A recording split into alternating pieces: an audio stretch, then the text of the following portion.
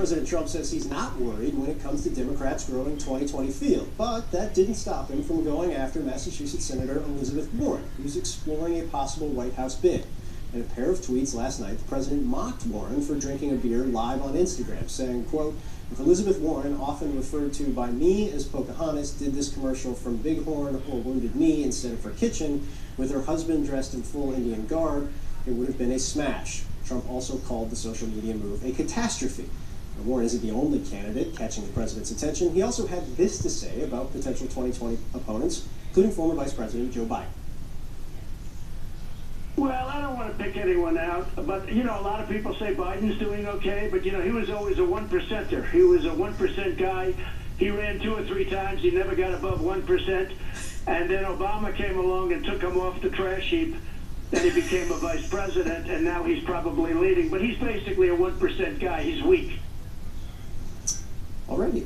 Not very subtle. Look, I kind of want to put the tweets aside, to be frank, other than if it forces people to read about Wounded Knee, great, because you should. It was a horrifying time in history, and people should learn more about it. But more broadly, and this is something we were talking about during the break, so I hope you guys sharpened your messages for the best points in this, but this is something the Democratic field is going to have to contend with. How do you respond to this? Because it's coming in spades, and you're covering them right now. What's your sense right now of where people think they should go? My sense, especially when it comes to Warren, but this is true for all candidates, is people are wary of trying to beat Trump at his own game. And by his own game, I mean some of these occasionally very insensitive and politically incorrect things he'll say. You know, Elizabeth Warren tried to get out and beat him at the game, undercutting the terrible Pocahontas nickname with her DNA test rollout. And we saw how that played. It just played as very tone deaf. So now it's interesting to see Warren. She didn't respond to that tweet, and I don't think we can expect her to respond to that tweet. When she traveled to Iowa for the first time, she conspicuously didn't really make it about Trump. She made it about her own policy. So it feels like she's kind of learning that lesson, and other candidates, I think, will follow. So along those lines, Julian Castro, who announced officially he's running for president this weekend, kind of weighed in on this a little bit. Take a listen to what he had to say. I see myself as the antidote to Trump. My story is an immigrant story. It's a testament to what immigrants have contributed to this country. I'm convinced that we're not going to beat Donald Trump by trying to be Donald Trump.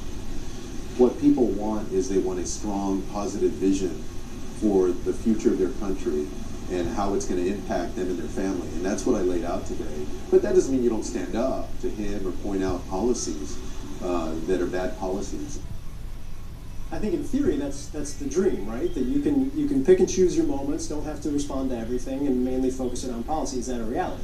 Yeah, I mean, I think Democrats are going to try to do that. I think they learned a valuable lesson in this past midterm cycle, and that was that House Democrats didn't focus a lot on Trump. They let the media sort of do the covering about all the scandal and controversy coming out of the White House, and when they were doing ads in their districts, they were focused on things like healthcare, pocketbook issues, and that was a strategy that they developed 2 years ago, and Nancy Pelosi and people who were sort of governing the communication strategy, including Hakeem Jeffries, who is now leading their communications arm, they were adamant about sticking to that message, and it really worked for them. So I think that Democrats who are running in 2020 are obviously looking at what House Democrats did successfully to pick up 40 seats this fall, and going to try to continue to do that. Now, can they withstand Trump goading them and not hit back?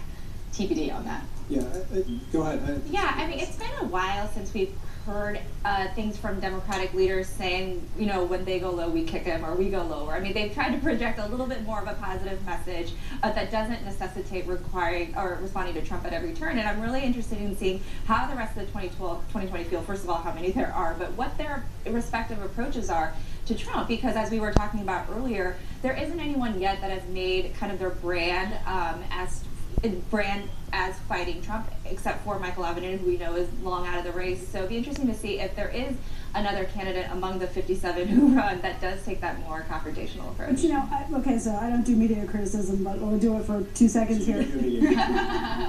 But if there's a 30-person field and everyone's trying to break through with a message, is talking about longevity for Social Security payouts going to get it done, or how do you break through? And I think that's going to be part of the equation. And also, there are times when you have to respond to a president's attack on you, and a candidate's ability to focus on their own message when they want to, but to instinctively hit back the right way without making it sound like it's talking points that you practice like 25 times with your consultant and don't really feel comfortable about, doing off the cuff is going to be another challenge. So I think it's like, here's the perfect candidate, right? Whoever that is someone who knows how to do it all. Good news. Stay on message when you want to stay on message, hit back naturally in an effective way, and figure out how to break through a crowded field. That sounds so simple. Yeah, the good news is we're going to have like 966 candidates to write all sorts of different things. There were like 300 things I wanted to get here on this one, but this was so apologies. We'll get to more. This show goes every single day of the week. All right, up next, the president says he's not aware of a Congressman Steve King's inflammatory comments.